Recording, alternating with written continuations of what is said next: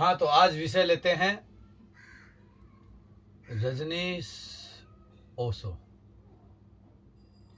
दर्शन के क्षेत्र में कौन इनका नाम नहीं जानता है, और अमेरिका को हिलाने वाले और एक दृष्टिकोण बनाने वाले, और यदि ऐसा कहा जाए कि इस वर्तमान युग में सबसे अधिक पुस्तकों को पढ़ने वाले। कहा जाता है कि 1 लाख से अधिक पुस्तकें उन्होंने पढ़ ली थी अपने जीवन में, और इंग्लिश लिटरेचर की ज़्यादा पुस्तकें पढ़ी थी। कंसेप्ट क्लियर हो गए होंगे उनके, लेकिन उसके बावजूद भी मुद्दा कैसे बनाया जाए, किसी चीज़ को भड़काया कैसे जाए, ये सब जो चीज़ें रहती है उनमें भी थी। आइए उसी चीज़ को बताते हैं आपको कि उनका ज्ञान कहाँ था और बातें कहाँ बनाते थे। इस बात को आज हम लोग जानते हैं और सुनते हैं। उनके विचार चारों वर्णों के ऊपर सुनिए। यहीं से परमात्मा का रास्ता है। अगर बनिए हो तो वहां से भी रास्ता है, तो राम के मोदी हो जाओ। कोई ऐसा नहीं है कि ब्राह्मण का ही ब्रह्म पर दावा है। कुछ ऐसा भी नहीं है कि क्षत्रियों का ही दावा है। ब्राह्मण भी सत्य को उपलब्ध हुए, क्षत्रिय भी, वणिक भी, शूद्र भी। सही है। वेदव्यास शूद्र थे। प्रत्येक जीवन के ढंग की अपनी सुविधा है, अपनी असुविधा है। प्रत्येक की अपनी सुविधा है। ब्राह्मण को एक सुविधा, और ध्यान रखना जब मैं इन शब्दों का उपयोग कर रहा हूं तो मेरा मतलब जन्म जात नहीं। हाँ, जन्म से कोई ब्राह्मण नहीं होता, हाँ। और जन्म से कोई शूद्र नहीं होता। जन्म से इसका क्या संबंध। लेकिन वृत्ति से ब्राह्मण होते हैं, वृत्ति से शूद्र होते हैं, वृत्ति से क्षत्रिय होते हैं। बस यही बात अपने कहते हैं। वृत्ति की बात है, ये व्यक्तित्व की बात है। ये जो 4 वर्ण हैं, ये जो 4 रंग हैं, वर्ण का अर्थ होता है रंग। थोड़ा सोचना, ये 4 रंग के लोग हैं दुनिया में, 4 ढंग के लोग हैं दुनिया में। और इस 4 ढंग की जो व्याख्या है, 5000 साल हो गए हिंदुओं ने जब तय किया था कि 4 रंग के लोग, 4 ढंग के लोग। इसे आगे नहीं बढ़ाया जा सकता। 5000 साल से पहले, अभी भी पहले से कार्ल गुस्ताफ जंग ने जो फिर से विवेचन किया मनुष्य के संबंध में, तो 4 ढंग फिर आ गए। नाम कुछ भी हो, लेकिन 4 कोठियों में बटे हुए लोग हैं। इससे बचा नहीं जा सकता। कुछ लोग हैं जो बुद्धि में जीते, वे ब्राह्मण। कुछ लोग हैं जो भुजाओं में जीते। कुछ लोग हैं जिनकी सारी खोज विचार की है, वे ब्राह्मण। कुछ लोग हैं जिनकी खोज शक्ति की है, शक्ति के पूजक, वे क्षत्रिय। कुछ लोग हैं जिनकी खोज महत्वाकांक्षा, मतलब कहना चाहते हैं वर्णाश्रम व्यवस्था 4 प्रकार के लोगों के बारे में बात है। सही है, इस बात तो कह रहे हैं वे लोग वैश्य। सही है। कुछ लोग हैं जिनकी कोई खोज ही नहीं। अच्छा, शूद्रों की कोई खोज ही नहीं है, ये बोल रहे हैं। जो ऐसे ही जीते, जैसे एक लकड़ी का टुकड़ा नदी में बहता चला जाए, न कहीं जाना, न कहीं पहुंचना, न कोई मंजिल है, न कोई गंतव्य है, नहीं, यहाँ न पर कोई कुछ बड़ी गलत है। शूद्र को भी मोक्ष प्राप्त होता है, ऐसे सेवा उसका धर्म है। व्यक्ति शूद्र, वे कुछ भी छोटा मोटा करके गुजार लेते। जिंदगी गुजारनी है, जिंदगी से कुछ बनाना नहीं। ये 4 वृत्तियां, सही है। प्रत्येक वृत्ति का लाभ है और प्रत्येक व्यक्ति की हानि भी है। जैसे कि जो आदमी बुद्धि में जीता है, अगर उसका ठीक उपयोग कर ले तो बुद्धि ही निखरते निखरते चैतन्य बन जाती, सही है। होश, बुद्धि से प्राप्ति हुई, जागरूकता, मोक्ष की सुरति बन जाती। तो ब्राह्मण को एक लाभ है कि वो अपनी बुद्धि को किसी भी दूसरे वर्ण की बजाय, क्षत्रिय, शूद्र, वैश्य की बजाय ज्यादा आसानी से ध्यान में लगा सकता है। ये तो लाभ है, लेकिन खतरा भी है। खतरा ये है, इतनी ही आसानी से वो अपनी बुद्धि को पांडित इकट्ठा करने में भी लगा सकता है। प्रत्येक लाभ अपने साथ छाया की तरह अपनी हानि लाता है। तो जितनी सुविधा है ब्राह्मण को, उतनी ही असुविधा भी है। सुविधा यह है, अगर ठीक मार्ग पकड़ ले, स्मृति को भरने में न लग जाए, बोध को जगाने में लग जाए, तो बुद्ध हो जाए। लेकिन अगर स्मृति को भरने में लग गया, जिसकी बहुत संभावना है, क्योंकि स्मृति को भरना ऐसे है जैसे कोई ढलान की तरफ चले, उसमें मेहनत नहीं, और बोध को जगाना ऐसे है जैसे कोई पहाड़ की यात्रा करे, उसमें बड़ा। अब देखिए, इन्होंने अधिक पढ़ने को मना किया है, और जबकि स्वयं दावा करते थे कि सबसे अधिक पुस्तकें इन्होंने पढ़ी है, और पढ़ी थी, इस बारे में तो सभी जानते हैं। तो अपने ही किए गए कर्मों की यहाँ पर जो है वो निंदा कर रहे हैं, आलोचना कर रहे हैं कि पांडित्यता नहीं आनी चाहिए। देखो, इतना ही नहीं, ब्राह्मणों के बारे में श्रेष्ठ कहकर के फिर पांडित्य के बारे में जो इन्होंने कहा है उसके ऊपर देखिए, जो ये इनका कहने का तात्पर्य है, पोथी पढ़ पढ़ जग मुआ, पंडित भया न कोय, ढाई आखर प्रेम का, पढ़े सो पंडित होए। तो इन्होंने क्या किया, इन्होंने पुस्तकें पढ़ी, और पुस्तकें पढ़ कर के उसके बाद में जो दावा किया है पंडितों के बारे में, उसको भी सुन लीजिए एक बार। ये पांडित्य पे शुरू हुआ है। अर्थ होता है पढ़ा लिखा तोता। आहा, ये खुद है। राम नाम जप लेता है तोता। इससे राम नाम उसके हृदय में थोड़ी होता है। गीता भी दोहरा सकता है, गायत्री भी पढ़ सकता है, कुरान की आयत भी कंठस्थ कर सकता है, लेकिन इससे उसका प्राण थोड़ी भीगता है। पत्थर की तरह पड़ा रहेगा नदी में, मगर भीगेगा थोड़ी। पत्थर की तरह पड़ा रहेगा। राम राम भी जपे, तुम सोचते हो उसके प्राण में राम नाम? ऐसी दशा पंडित की। क्या कह रहे हैं? खुद धोखा खा रहा है। नदी में पड़ा रहेगा पत्थर, लेकिन भीगेगा नहीं। पानी के प्रवाह में है, लेकिन भीगेगा नहीं, ये बोल रहे हैं। प्राणों में कोई स्वाद नहीं उतरा, कोई मधु बूंद नहीं झरी, कोई फूल नहीं खिला, लेकिन उधार बातें कंठस्थ हो गई। उन्हें दोहरा रहा और दोहरा दोहरा के अकड़ रहा है। सिर्फ पानी दिया फूल थोड़ी नहीं खिलता है। गोरखनाथ ने ही विरोध नहीं किया है, समस्त ज्ञानियों ने विरोध किया है, क्योंकि पांडित्य ज्ञान का दुश्मन है। पांडित्य ज्ञान का धोखा है, प्रवंचना, विडंबना। बहुत अजीब सी बात है।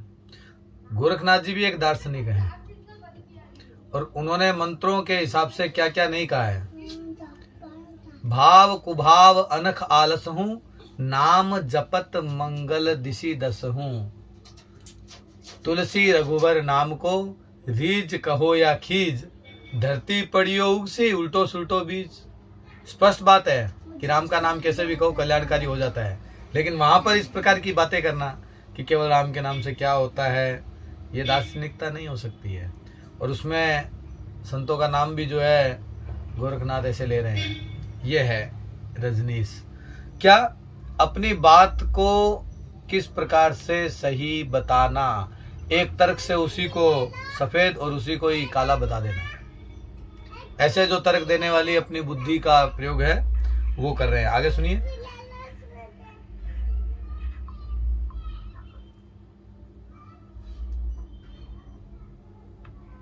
मुल्ला नसरुद्दीन अपने गांव में अकेला पढ़ा लिखा आदमी। एक ग्रामीण उससे पत्र लिखवाने आया। मुल्ला ने कहा कि नहीं लिख सकूंगा, आज नहीं लिख सकूंगा, कम से कम 8 दिन नहीं लिख सकूंगा, मेरे अंगूठे में बहुत दर्द है, पैर के अंगूठे में बहुत दर्द है। उस आदमी ने कहा, मुल्ला होश की बातें करो, पैर के अंगूठे की जरूरत ही क्या है, पत्र हाथ से लिखना है। मुल्ला ने कहा, तुम समझते नहीं जी, बीच में मत बोलो, लिख तो मैं दूंगा, फिर पढ़ने कौन जाएगा? मेरा लिखा मैं ही पढ़ सकता हूं, और कभी कभी तो मैं ही अटक जाता हूं। ऐसा भी हुआ, एक दिन एक आदमी पत्र लिखवाने आया। अब ये भी मजे की बात हुई, पहले पत्र लिख देगा, पत्र जाएगा, फिर दूसरे गांव पढ़ने जाएगा उसको, क्योंकि दूसरा कोई पढ़ नहीं सकता। बेतुकी बातें। एक आदमी पत्र लिखवा रहा था, सारा पत्र लिखवाने के बाद अपनी प्रेसी को पत्र लिखवा रहा था। इसको भी लंबा पत्र लिखवाने के बाद उसने कहा कि नसरुद्दीन अब एक बार पूरा पढ़ दो कि मेरा दिल तृप्त हो जाए कि जो लिखवाना था लिखवा दिया। नसरुद्दीन का ये मुसीबत की बात है।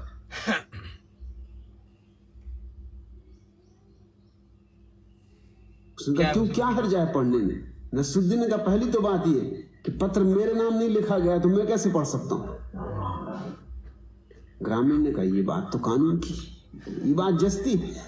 पत्र हाँ ठीक कह रहे हो, पत्र तुम्हारे नाम तो लिखे ही नहीं तो तुम पढ़ कैसे सकते हो? मुल्ला ने कहा समझे, एक तो पत्र मेरे नाम लिखा नहीं गया और फिर हम क्यों फिक्र करें,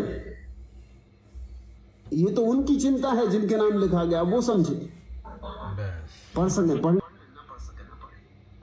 समझ रहे हैं इनकी दार्शनिकता, मुल्ला नसरुद्दीन की दार्शनिकता जो इन्होंने एक पात्र बनाया है और रजनीश की दार्शनिकता समान है।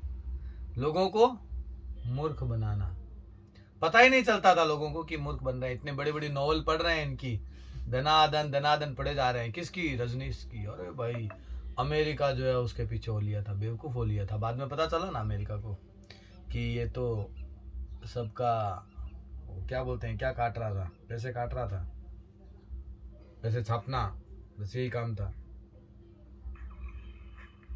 भाषा में बोले कबीर, नानक, दादू, लोग भाषा में बोले, किसी ने संस्कृत का उपयोग नहीं किया।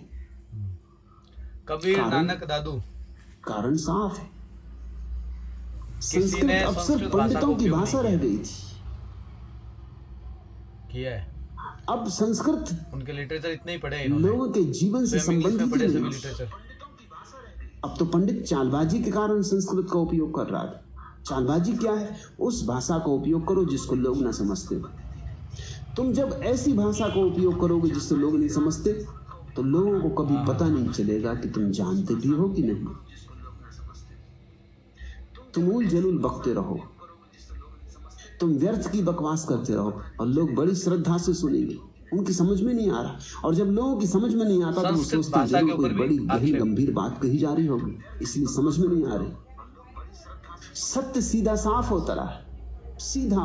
अभी देखिए ये पांडित्य और संस्कृत के ऊपर ये बोल रहे हैं कि ये जो है व्यर्थ की बातें हैं। अभी मैं आगे और बताता हूं इनको कि ये वर्णाश्रम इन्हीं पंडितों को या राम के नाम को किस प्रकार उपहास का विषय बनाते थे। इसको देखिए आप।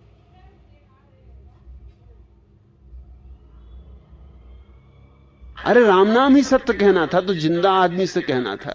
सुन रहे हैं? मगर जिंदा से कहो तो लोग नाराज हो जाते। हाँ, और इन्होंने कह दिया।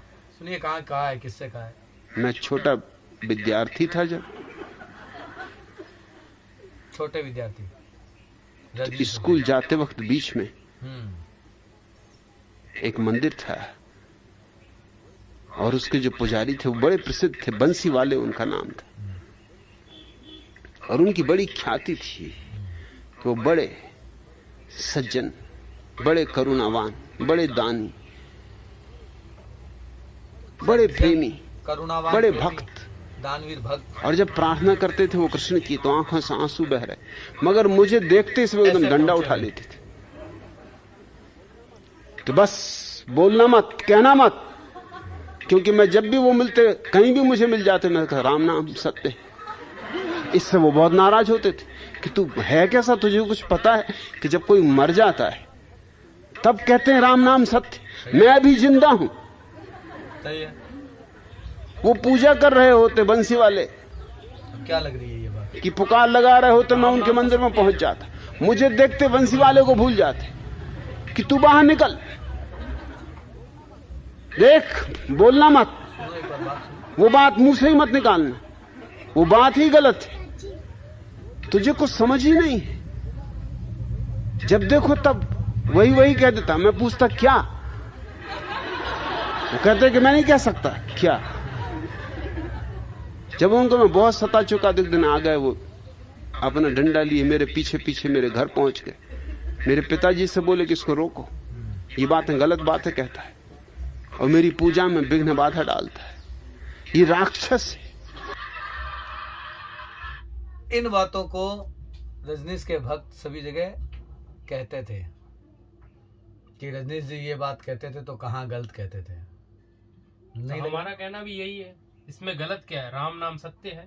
हाँ, लेकिन कहाँ कहना चाहिए, इस बात का अंतर पड़ता है या नहीं पड़ता है?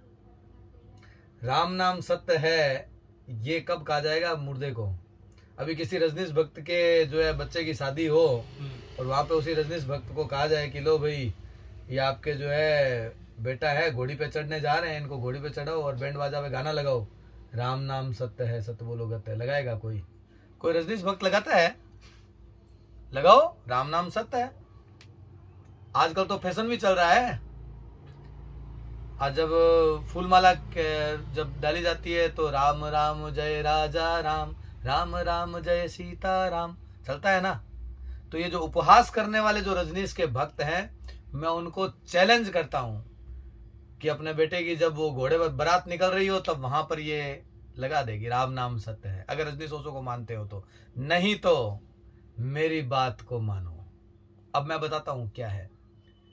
जैसा मैंने अभी इन वीडियो में बताया आपको कि चारों वर्ण व्यवस्था सही है, इन सब के बारे में पहली वीडियो में जो उन्होंने बताया है। अगर अभी तक याद नहीं, इस चैनल को सब्सक्राइब करना और लिंक पे जाकर के बेल आइकन जरूर दबा देना, जाकर के शुरू से सुनना इसको। पहली ऑडियो बहुत सही कही है।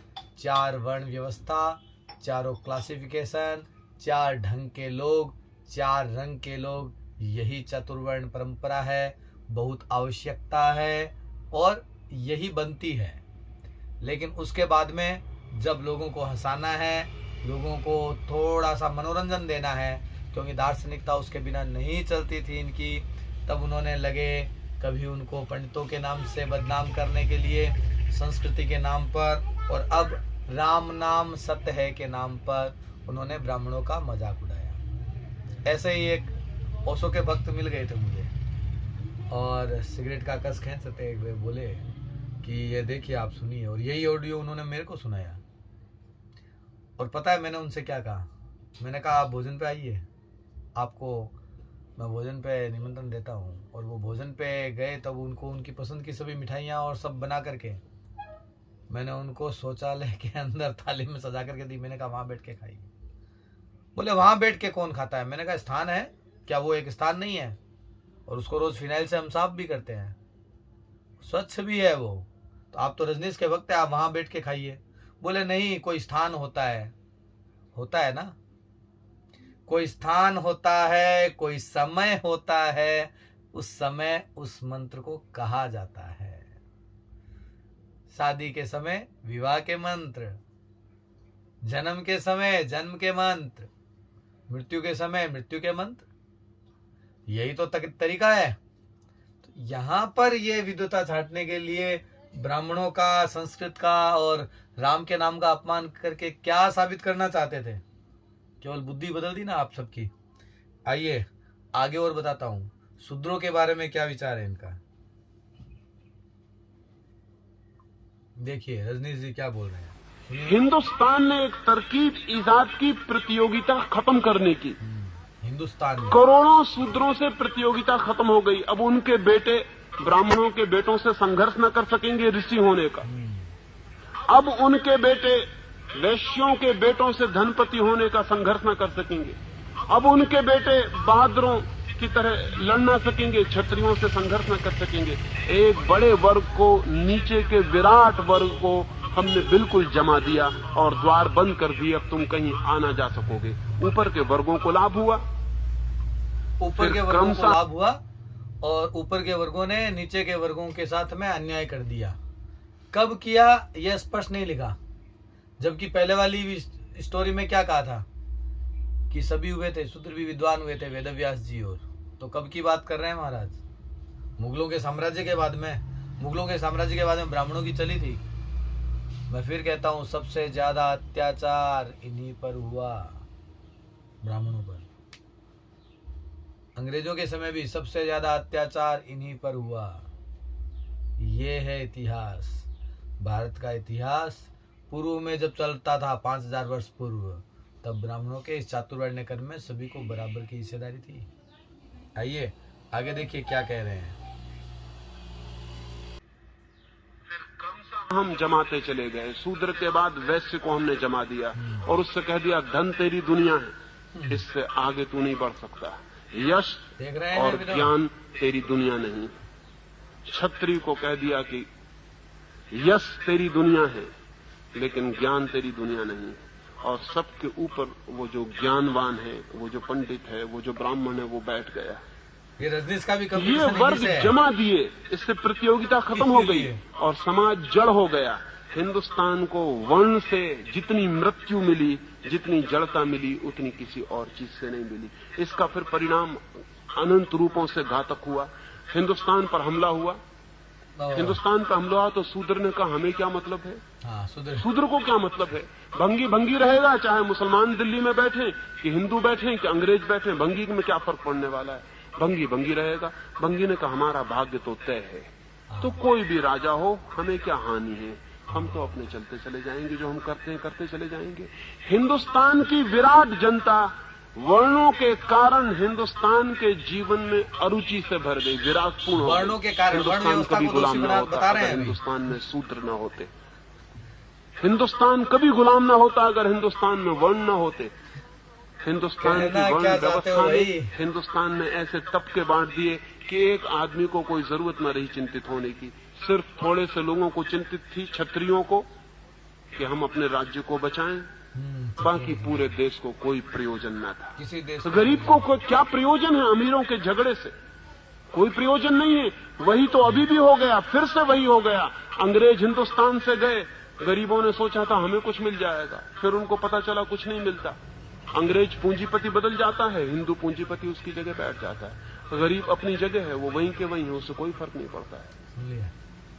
अमीरों के झगड़े हैं, गलत है, खुद ऊपर के झगड़े हैं, नीचे के आदमी को क्या मतलब है। ये हिंदुस्तान के हजारों वर्ष के शूद्रों की वर्ण व्यवस्था की टूट ने ऐसी स्थिति जमा दी कि हिंदुस्तान में कोई सामाजिक धारणा, कोई राष्ट्र, कोई नेशन, कोई भी पैदा नहीं हो सका।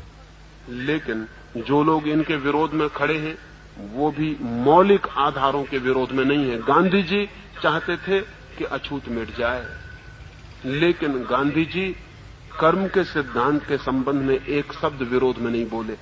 और शायद आपको ख्याल में भी ना हो कि हिंदुओं ने जो व्यवस्था की है, हिंदुओं का दिमाग इतना सिस्टम मेकर रहा है, उन्होंने इतनी व्यवस्था की है सिद्धांतों की। सिद्धांतों के मुकाबले सिद्धांत बनाने के लिए हमसे बढ़िया लोग दुनिया में खोजने मुश्किल है। हम ऐसे गजब के सिद्धांत बनाते हैं, हम इतने कुशल हैं सिद्धांत बनाने में कि जिसका कोई हिसाब नहीं।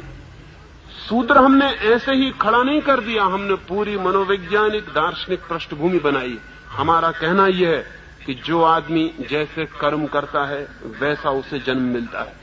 शूद्र वे हैं जिन्होंने पाप किए, वो शूद्र वर्ग में पैदा होते हैं। ब्राह्मण वे हैं जिन्होंने पुण्य किए हैं, वो ब्राह्मण वर्ग में पैदा होते हैं।